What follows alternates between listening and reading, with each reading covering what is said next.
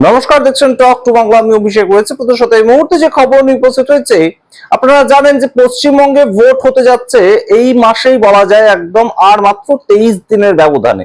এবং এই 23 দিনের ব্যবধানে ভোট যখন আমরা দাঁড়িয়ে আছি, তখন এই মুহূর্তে পশ্চিমবঙ্গে ভোটার লিস্টের ঠিক কি অবস্থা, কোন জায়গায় আমরা দাঁড়িয়ে আছি। যাদের নাম উঠলো তারা তো নিশ্চিন্ত বসে থাকবেনই, কিন্তু যাদের নাম উঠলো না এরকম মানুষের সংখ্যাও 60 লক্ষেরও বেশি। এবং সেই 60 লক্ষেরও বেশি সংখ্যাটা যখন, তখন কিন্তু এই পশ্চিমবঙ্গে মানুষ বেশ খানিকটা অনিশ্চয়তায় রয়েছে। এবং তার মাঝখানে এই মুহূর্তে অভিযোগ কি উঠে এলো জানেন? অভিযোগ উঠে এলো তৃণমূল কংগ্রেসের পক্ষ থেকে যে ভারতীয় জনতা পার্টি সেই কাজটাই নাকি করছে যেটা তারা দিল্লিতে করছিল। কি কাজ? তারা এই মুহূর্তে একটা নতুন ফর্ম 6, যেটা নতুন ফর্ম 6 বলতে নতুন ভোটার যারা তারা অ্যাড হতে পারেন ভোটার লিস্টে, এটা হচ্ছে ফর্ম 6 এর মূল কাজ।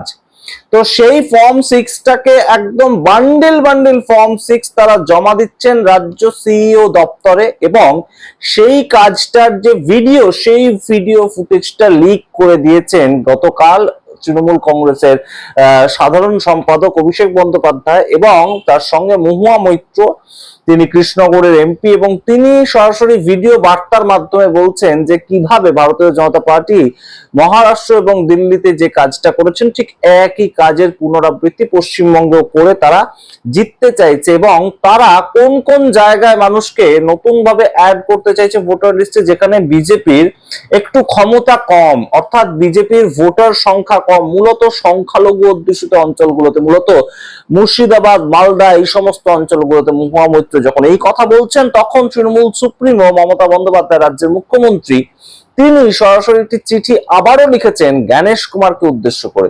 সমস্তটা বিস্তারিত আপনাদের বলবো। অত্যন্ত টানটান উত্তেজনাময় এই মুহূর্তটা, তার কারণ এখনো পর্যন্ত ভোটার ডেট যখন ঘোষণা হয়ে গিয়েছে 23শে এপ্রিল এবং 29শে এপ্রিল, এই মাসেই ভোট হতে যাচ্ছে দুদিন, সেই সময় দাঁড়িয়ে এখনো পর্যন্ত ভোটার তালিকা নিয়ে যথেষ্ট সংশয় রয়েছে। এবং সুপ্রিম কোর্টে, কলকাতা হাইকোর্টের প্রধান বিচারপতিকে গিয়ে কি বলতে হলো, সমস্তটা আপনাদের সামনে রাখবো। তার আগে অবশ্যই টক টু বাংলা ইউটিউব চ্যানেলকে সাবস্ক্রাইব করুন, ভিডিও শেষ অবধি দেখুন, স্কিপ না করে। আপনারা জানেন এই মুহূর্তে সবচেয়ে গুরুত্বপূর্ণ যে জায়গাটা, সেটা হচ্ছে যে ভোটার লিস্ট থেকে নাম বাদ চলে গিয়েছে 60 লক্ষেরও বেশি মানুষের।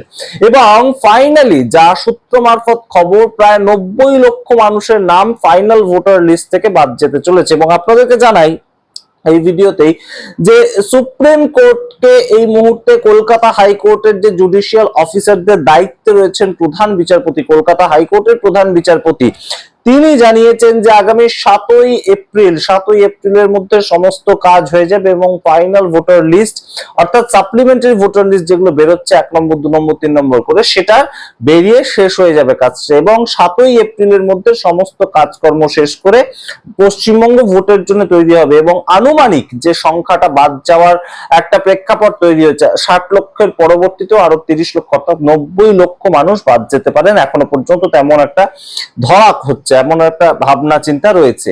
এবং সেই মুহূর্তে দাঁড়িয়ে একদম সরাসরি ভারতীয় জনতা পার্টির এই যে কার্যকলাপ, যেটা সম্বন্ধে তৃণমূল কংগ্রেস একদম অভিযোগ জানিয়েছে এবং ভিডিও শেয়ার করে অভিযোগ জানিয়েছে, আপনারা দেখছেন ভিডিওগুলো। সেই ভিডিওতে রীতিমতন বলা হচ্ছে যে কোনোভাবেই এই মুহূর্তে একটা নতুন চক্রান্তের চেষ্টা করছে ভারতীয় জনতা পার্টি। এবং সেই কাজটাই তারা মহারাষ্ট্রের ক্ষেত্রে করেছে এবং দিল্লির ক্ষেত্রেও করেছে। দিল্লির ক্ষেত্রে আপনাদের মনে থাকবে নিশ্চয়ই 2025 সালের জানুয়ারি মাস, তখন অরবিন্দ কেজরিওয়াল, দিল্লির প্রাক্তন মুখ্যমন্ত্রী, তিনি একটি অভিযোগ করেছিলেন যে বিজেপি অত্যন্ত একটা মারাত্মক খেলা খেলছে। কি করছে তারা? ভোটার লিস্টে অদল বদল করছে। অর্থাৎ ভোটার লিস্টে যে কারচুপি করা যায় সেটা কিভাবে করা যায় সায়েন্টিফিক পদ্ধতিতে, সেই কাজটা অরবিন্দ কেজরিওয়ালের সেই যে বক্তব্য, সেটা কোথাও গিয়ে কিন্তু আবারও পশ্চিমবঙ্গের ক্ষেত্রে একই বক্তব্য রাখছে তৃণমূল কংগ্রেস। এবং আপনারা জানেন যে এই মুহূর্তে পশ্চিমবঙ্গে তৃণমূল কংগ্রেস এবং বিজেপির লড়াইটা এমন একটা জায়গায় আছে, সেই লড়াইটাতে কিন্তু বিজেপি যদি 2026-এও তৃণমূলকে হারাতে না পারে, তাহলে একটা সম্ভাবনা যেটা ছিল সেটা কিন্তু একদম চূড়ান্ত হয়ে যাবে, যে বিজেপি সাংগঠনিকভাবে যে দুর্বল, সেই দুর্বলতার জায়গাটা কোনোভাবেই ঢাকা গেল না। এবং 2021 সালে ভোটের ক্ষেত্রে যেমন একটা বিজেপির পালে হাওয়া ছিল এবং বিজেপি জিতেই যাচ্ছে সেরকম জায়গাটা তৈরি হয়েছিল, সেই রকম একটা উষ্ণতা তৈরি হয়েছিল রাজনৈতিক বাতাসে, সেই রকম জায়গাটা সম্পূর্ণভাবে কিন্তু এবার বিজেপির সঙ্গে নেই। এবং তা সত্ত্বেও যদি বিজেপি হঠাৎ জিতে যায়, সেটা কিন্তু একটা অবশ্যই প্রশ্ন চিহ্ন এই মুহূর্তে থাকছে, যেটা তৃণমূল তুলছে। সেটা হচ্ছে যে হঠাৎ করে এই ধরনের যখন আমরা দেখতে পাচ্ছি যে জুডিশিয়াল অফিসারদের আওতায় হঠাৎ আমরা সামগ্রিক সাপ্লিমেন্টারি ভোটার লিস্ট গুলো বেরোচ্ছে, সেই সময় কেন মধ্যরাতে এই ধরনের মানুষজনকে আমরা দেখতে পাবো যারা বিজেপির বান্ডিল বান্ডিল ফর্ম নিয়ে, ফর্ম 6 নিয়ে হঠাৎ করে তারা সিইও দপ্তরে যাবেন এবং তারা রীতিমতন সেখানে গিয়ে সেগুলো জমা দিচ্ছেন, এরকম ভিডিও প্রকাশিত হয়েছে।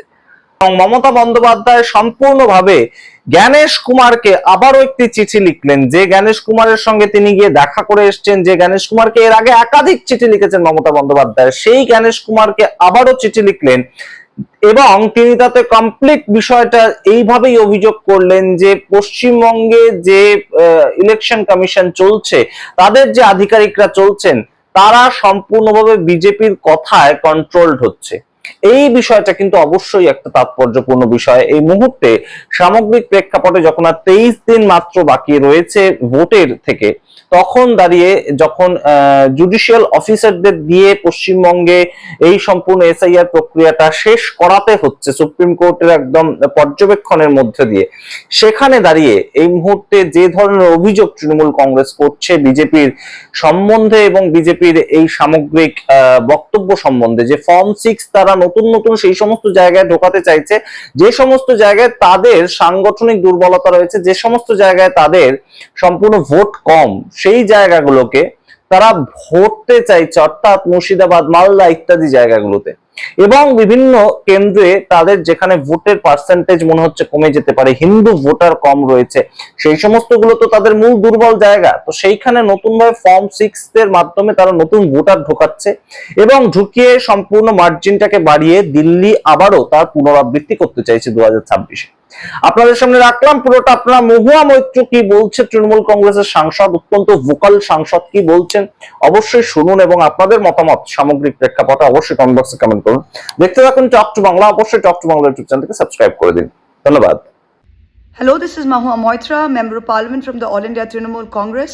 I'd like to bring to everyone's attention the completely shocking and unacceptable events that have been happening at the Election Commission office in West Bengal. Since yesterday, the Trinamool Congress has caught red-handed. Our National General Secretary has caught red-handed BJP workers going directly to the CEO office with bulk Form 6s. That is bulk forms for the inclusion of new voters in thousands. We saw piles and piles of Form 6s, thousands lying inside the CEO office that they're no doubt planning to use the ERO auto login and put in via the back end. These are not even electors who are from West Bengal, they're from outside the state. This is completely illegal. When he's asked, the CEO says, oh, what can I do? People are coming to fill, anyone can come to the CEO office. No, you're wrong and you know it. Anyone cannot come to the CEO office. There is no provision in law for bulk submission by party workers to any CEO office. What is the rule? A Form 6 may be filled till the last day of nomination. The elector can fill the form online, or a BLA2, a booth level agent of any political party, can fill up to 50 forms and submit via a BLO. That's the maximum, 50 forms. There is no provision of any elector or any political party going directly with bulk submission in thousands to the CEO office. And if you're under appeal, yesterday we saw a letter from a BJP worker, some Kundan Singh. He's saying if you're under appeal, please accept it. The Supreme Court has said very clearly, if you're under appeal and you're under adjudication, the appeal has to go to a tribunal headed by a judge. That elector, that who is under adjudication, cannot come back via a new Form 6. They already have an EPIC number. They will file a claim to the tribunal via that EPIC number. They cannot file a Form 6. You have done this. BJP and ECI has done this in Maharashtra, where 40 lakh new voters were added in 5 months. You've done it in Haryana. You have done it in Delhi. You think you're going to steal the Bengal election like this? No, sir. We are sitting on dharna outside the office of the Election Commission in Bengal, and we are knowing exactly what mischief you're up to inside. We will not let you get away with this. Please be aware.